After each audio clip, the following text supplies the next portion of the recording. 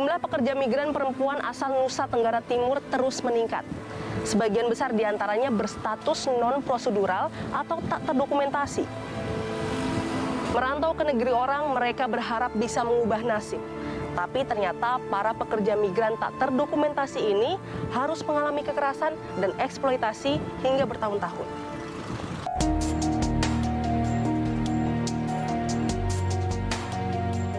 Ini Yosefina Beno, biasa disapa Vina. Dia adalah mantan pekerja migran perempuan non-prosedural asal Kabupaten Malaka, Nusa Tenggara Timur. Tahun 2011 lalu, Vina nekat ke Malaysia akibat tergiur gaji besar yang ditawarkan calo perekrut.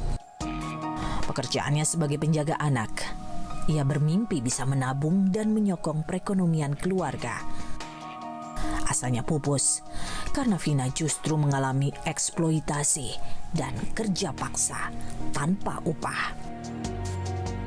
Kala itu sebenarnya Vina belum cukup umur, namun identitasnya dipalsukan. Dia terjerat sindikat perdagangan orang hingga berangkat tanpa prosedur yang semestinya. Selain tak diupah, Vina mengalami kekerasan fisik. Bertahun-tahun dia disiksa oleh majikannya. Saya masuk kamar langsung menangis, berdoa. Setiap hari saya dapat pul itu terus.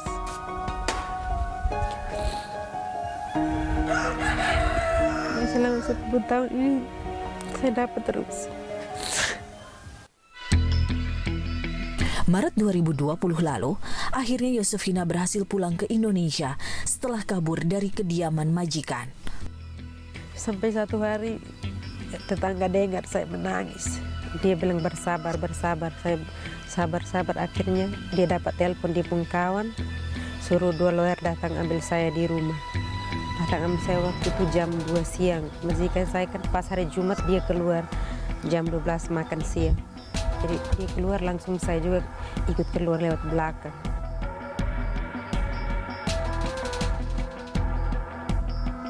Pemulangan Yosefina Beno tak lepas dari bantuan gerakan masyarakat dan tokoh agama di NTT yang tergabung dalam Yayasan Penyelenggara Ilahi.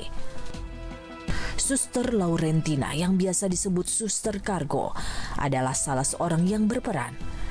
Dia kerap membantu pemulangan perempuan penyintas tindak pidana perdagangan orang, termasuk jenazah pekerja migran perempuan non-prosedural.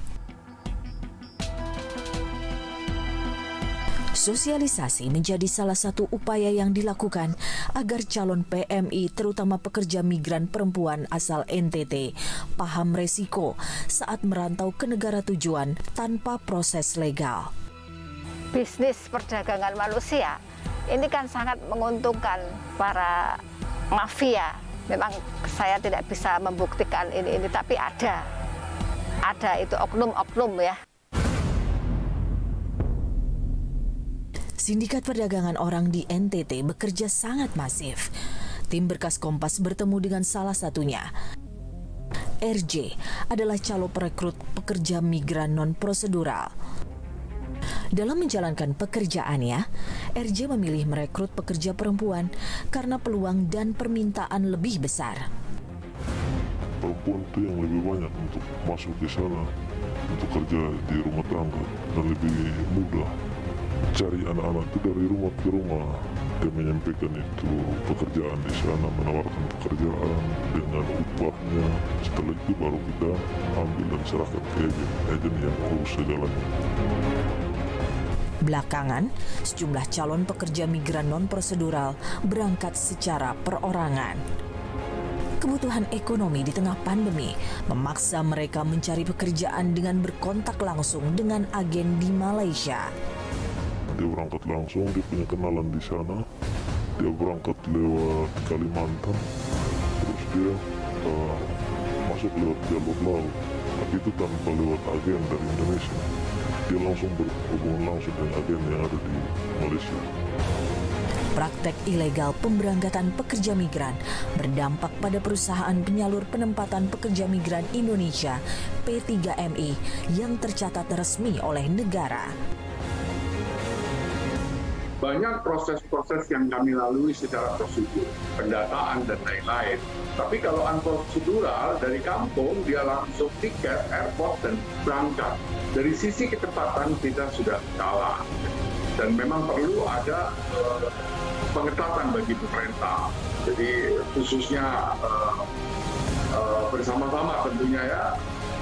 Badan Perlindungan Pekerja Migran Indonesia BP2MI mencatat 4,7 juta pekerja migran berangkat tak berdokumen alias non-prosedural. Lebih dari 65.000 diantaranya berhasil dipulangkan. Sebagian besar terjerat kasus hukum dan hampir 1.000 PMI kembali dalam peti mati. Perlindungan PMI dilakukan sebelum, selama, dan setelah bekerja dalam aspek ekonomi dan sosial.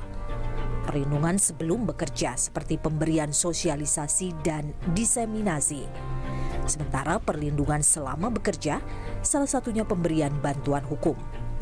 Kemudian setelah bekerja, PMI berhak mendapatkan penyelesaian hak yang belum terselesaikan dan pemberdayaan untuk dirinya dan keluarga.